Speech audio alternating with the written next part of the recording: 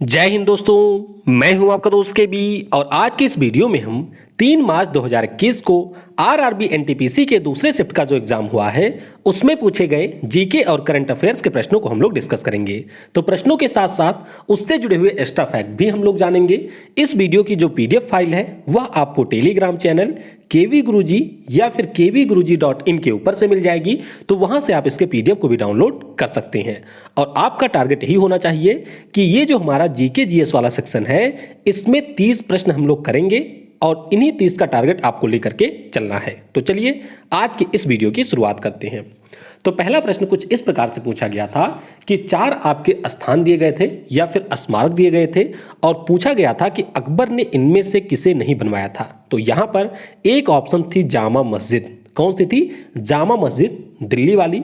तो ध्यान रखिएगा, दिल्ली में जो जामा मस्जिद है उसका निर्माण करवाया था शाहजहां ने। बाकी अगर हम लोग आगरे के किले की बात करें, बुलंद दरवाजे की बात करें, तो ये अकबर ने बनवाया था। तो ये आपको ध्यान रखना है कि आगरा के बाद जो हमारे दिल्ली में जामा मस्जिद है उसका निर्माण करवाया है शाहजहां ने 1650 से 56 के बीच में।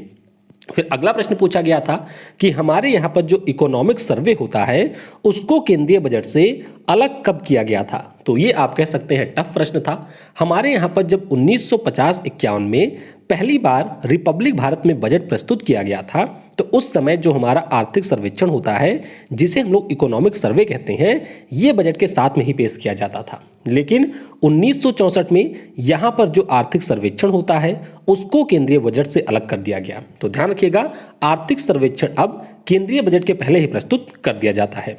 और ये आपको ध्यान रखना है कि 2016 से जो हमारा रेल बजट है उसको आम बजट के साथ में मर्ज कर दिया गया, अलग नहीं, इसको यहाँ पर मिला दिया गया। उससे पहले क्या होता था कि रेल बजट और जो हमारा आम बजट होता था उन दोनों को अलग अलग प्रस्तुत किया जाता था।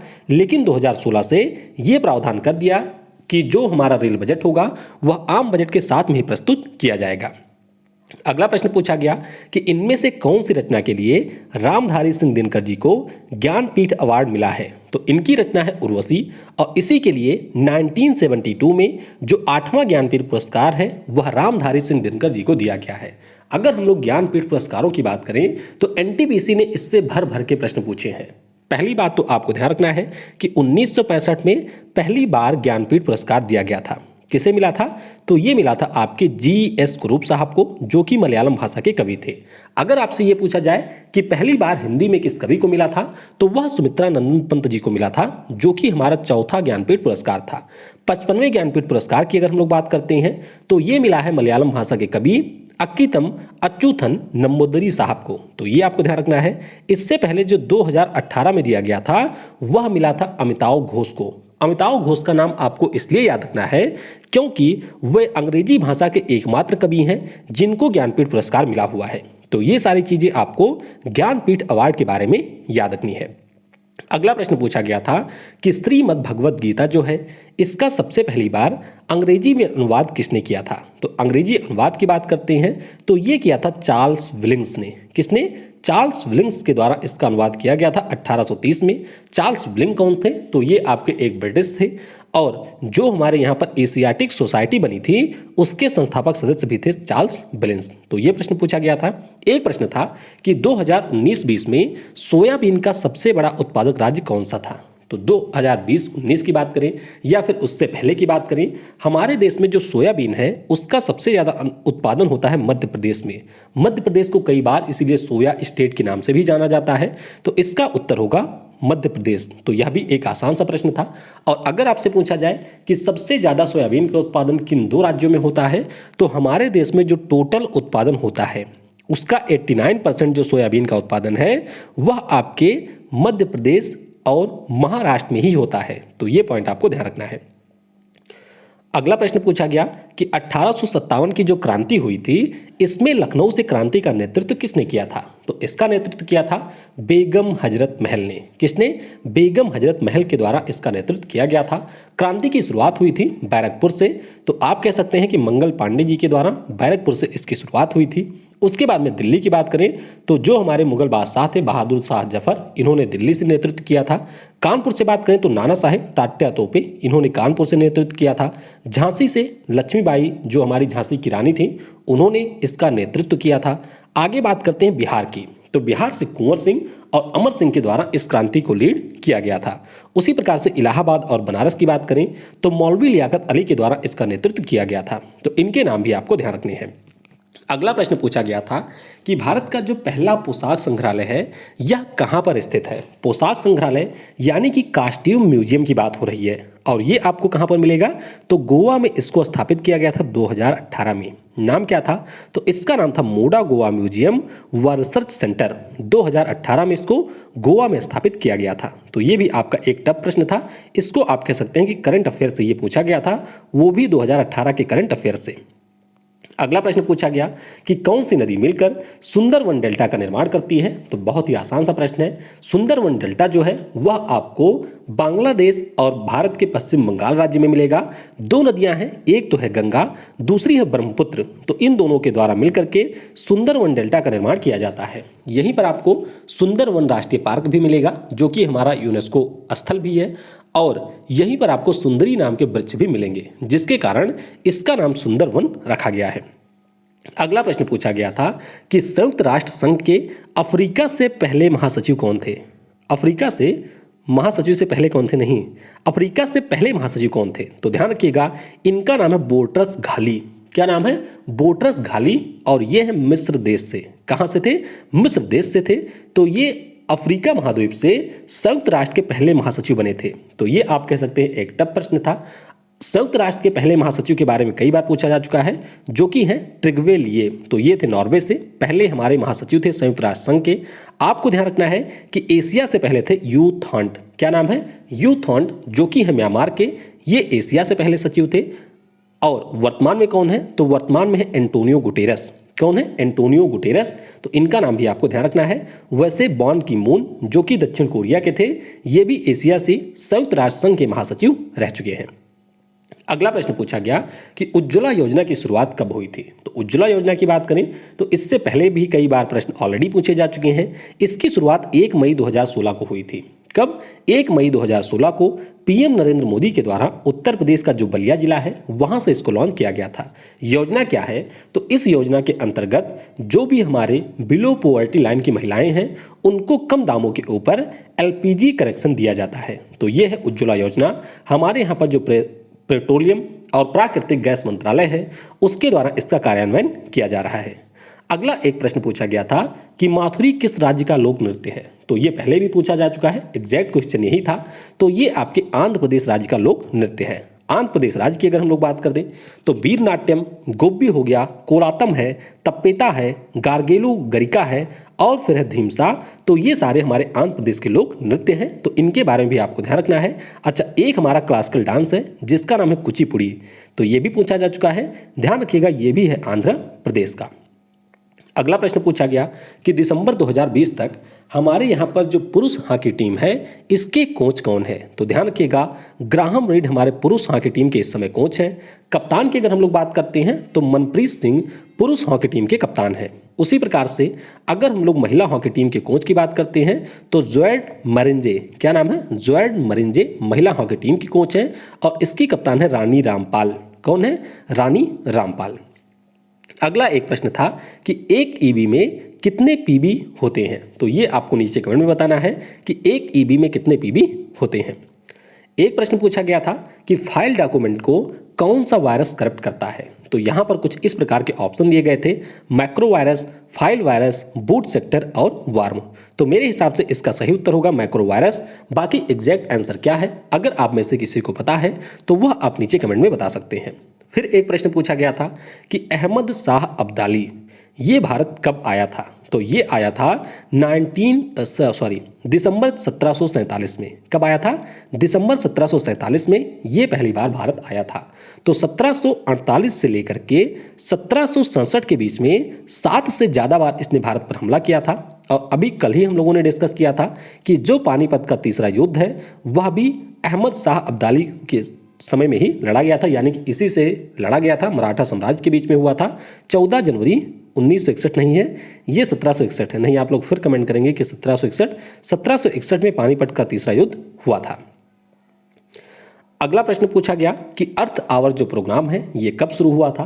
तो अर्थ आवर प्रोग्राम की बात करते हैं तो ऑस्ट्रेलिया में आपको मिलेगा सिडनी, वहां पर 2007 में इसकी शुरुआत हुई थी। ये प्रोग्राम है क्या, तो इसके अंतर्गत रात्रि को 8:30 से 9:30 के बीच में दुनिया भर में जिस दिन ये दिवस मनाया जाता है उस दिन लाइट को बंद रखा जाता है। तो उसी के लिए WWF यानी कि world wide fund for nature के द्वारा इसकी शुरुआत की गई थी। तो 2007 में इसको शुरू किया गया था ऑस्ट्रेलिया से, और प्रत्येक मार्च माह में अर्थ दिवस मनाया जाता है। तो ये पॉइंट भी आपको याद रखना है।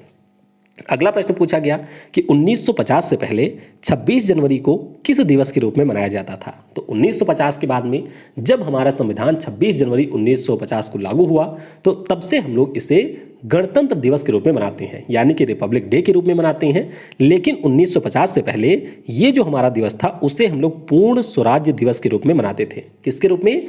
पूर्ण स्वराज दिवस के रूप में मनाते थे, यानी आप कह सकते हैं कि स्वतंत्रता दिवस के रूप में इसे हम लोग मनाते थे। क्यों मनाते थे? बात है 1929 की। तो 1929 में लाहौर में कांग्रेस का अधिवेशन होता है और उस समय इसकी अध्यक्षता करते हैं जवाहरलाल नेहरू साहब। तो जवाहरलाल नेहरू साहब की अध्यक्षता में यहाँ पर 26 जनवरी को पूर्ण स्वराज दिवस मनाने की घोषणा की गई थी। तो ये पॉइंट आपको ध्यान रखना है, ये भी आपका रिपीटेड क्वेश्चन है।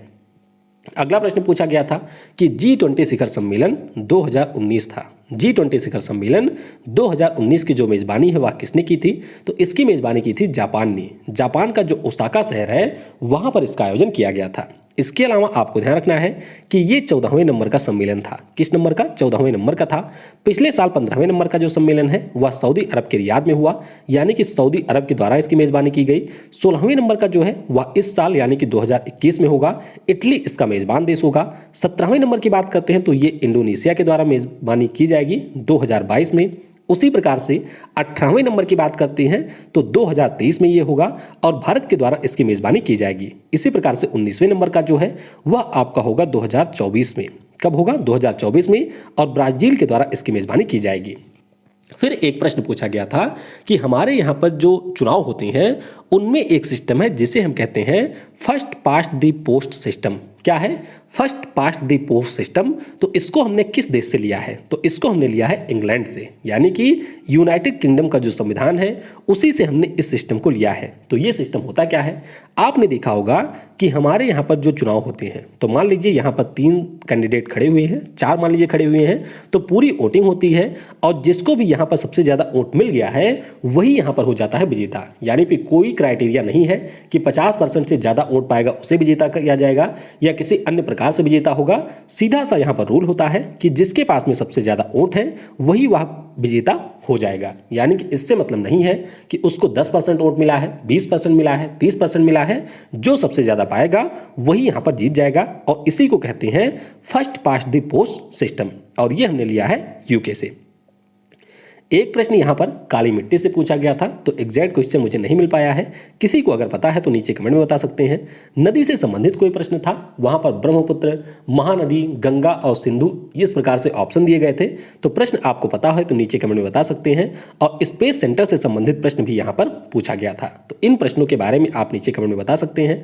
बाकी आइए आज के पहले शिफ्ट के जो हमारे बचे हुए क्वेश्चन थे उनको हम लोग डिस्कस कर लेते हैं। तो 24 क्वेश्चन हम लोगों ने डिस्कस किए थे, बाकी जो बचे हुए क्वेश्चन हैं उनको आइए यहाँ पर देख लेते हैं। तो एक प्रश्न पूछा गया था कि नंदा देवी जो राष्ट्रीय पार्क है वह कहाँ स्थित है? तो ये आपको मिल जाएगा उत्तराखंड में। आसान सा प्रश्न था। इंदिरा गांधी अंतर्राष्ट्रीय हवाई अड्डा कहाँ पर स्थित है? तो ये आपको नई दिल्ली में मिलेगा। इससे पहले लाल बहादुर शास्त्री वाला पूछा गया था जो कि आपको वाराणसी में मिलेगा। नेताजी सुभाष चंद्र बोस वाले की बात करते हैं तो ये कहाँ पर है? ये आपको मिल जाएगा कोलकाता में। इसी प्रकार से कैंपे घोड़ा भी पूछा जा चुका है, तो ये आपको बेंगलुरु में मिलेगा। राजीव गांधी इंटरनेशनल हवाई अड्डे की बात करते हैं तो ये आपको मिल जाएगा हैदराबाद में। इसी प्रकार से वीर सावरकर एयरपोर्ट की बात करते हैं तो वो आपको मिलेगा अंडमान और निकोबार में। एक प्रश्न पूछा गया था कि सहारा मरुस्थल कहाँ स्थित है? तो आसान सा प्रश्न है, जो हमारा उत्तरी अफ्रीका है वहां पर आपको मिलेगा सहारा मरुस्थल। फिर एक प्रश्न था कि इनमें से कौन सी महारत्न कंपनी नहीं है? तो कई सारी कंपनियों के नाम दिए गए थे, उनमें से आपको बताना था कि महारत्न कंपनी कौन सी नहीं है। तो हमारे देश में वर्तमान में 10 महारत्न कंपनियां हैं और इनमें एक ऑप्शन था MTNL यानी कि महानगर टेलीकॉम निगम लिमिटेड, तो ये महारत्न कंपनी नहीं है। फिर एक प्रश्न था कि मनुष्य की जो किडनी होती है इसका वजन कितना होता है, तो इसका वेट होता है 150 से 170 किलोग्राम। कितना? 150 से 170 किलोग्राम। एक प्रश्न पूछा गया था कि अंतर्राष्ट्रीय मजदूर संघ यानी कि इंटरनेशनल लेबर ऑर्गेनाइजेशन की स्थापना कब हुई थी, तो 1919 में इसकी स्थापना हुई थी और ये प्रश्न पहले भी पूछा जा चुका है। एक प्रश्न था कि जीव द्रव्य इसका नाम किसने दिया था, तो जीव द्रव्य की बात करते हैं तो परकिंजी के द्वारा इसका नाम दिया गया था। खोज किसने की थी वह आपको नीचे कमेंट में बताना है कि जीव द्रव्य जो होता है उसकी खोज किसने की थी। फिर एक पूछा गया था कि संविधान सभा की पहली बैठक कब हुई थी, तो यह 9 दिसंबर 1946 को हुई थी। कब? 9 दिसंबर 1946 को हुई थी। और एक प्रश्न पूछा था कि चौरा चौरी हत्याकांड कब हुआ था, तो चौरा चौरी जो हत्याकांड है वह गोरखपुर में हुआ था 4 फरवरी 1922 को, तो ये आपको ध्यान रखना है। और इसी के बाद में गांधी जी के द्वारा असहयोग आंदोलन को रद्द कर दिया गया था। तो इस प्रकार से हमने आज के पहले और दूसरे शिफ्ट दोनों के प्रश्नों को डिस्कस कर लिया है। कल से हमारे 5वें फेज की शुरुआत हो रही है, तो उसके लिए आप सभी को बहुत बहुत शुभकामनाएं। Thanks for watching. जय हिंद, जय भारत, और सबसे जरूरी, पढ़ेगा भारत तो बढ़ेगा भारत।